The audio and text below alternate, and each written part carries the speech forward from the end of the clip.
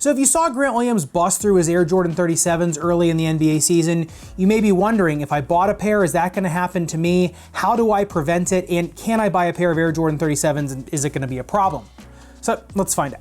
Now, one of the biggest driving factors in Grant Williams actually being able to rip through the uppers of these shoes was that, number one, they are super reinforced here in the toe cap, but right above that is that really thin Leno weave upper, which is meant more for side-to-side containment, right? It does really well when the whole unit can kind of grab your foot going side to side. It doesn't do well when one small, narrow part of your foot is able to contact just a small part of the Leno weave. It's the same reason why when you walk on sand, you don't sink down when you're in sandals, but if you put a pair of high heels on, they will sink right through the sand. It's kind of the same principle. These just work better on larger surface area. When it's just one toe or a couple toes going through them, it's able to just rip right through this material, and that's how we prevent it from happening in the easiest way that I've found. And that is just to throw a heel lift in the back. What that's gonna do is increase the heel to toe drop of the shoe and put your toes underneath of this drag guard right here so that they're not as inclined to dorsiflex, no pun intended. Now, I don't love this method because remember, basketball shoes these days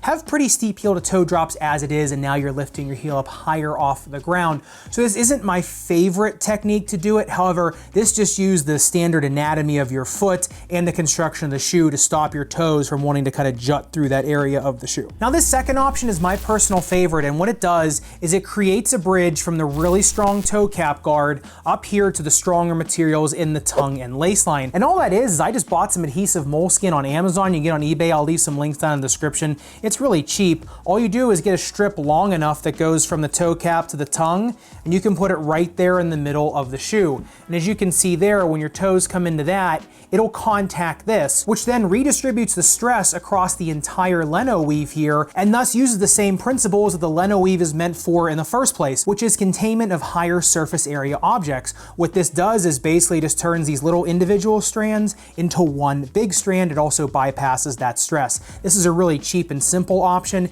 and it doesn't really do anything to the breathability of the shoe either, and you can replace it when need be. Now, the third option is a little bit extreme, but it does work well, and that is to get just the standard kind of practice football jersey or kind of hockey jersey or anything that has mesh netting.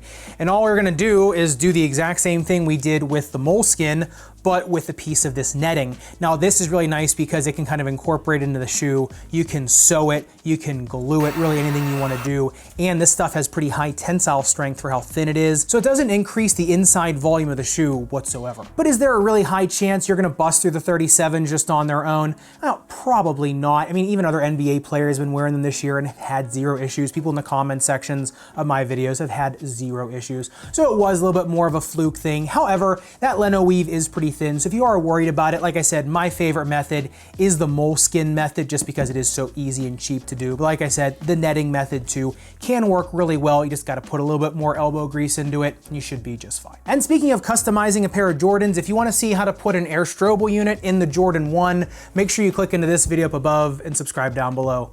Respect your rubber and foam and moleskin. I'll see you in the next one.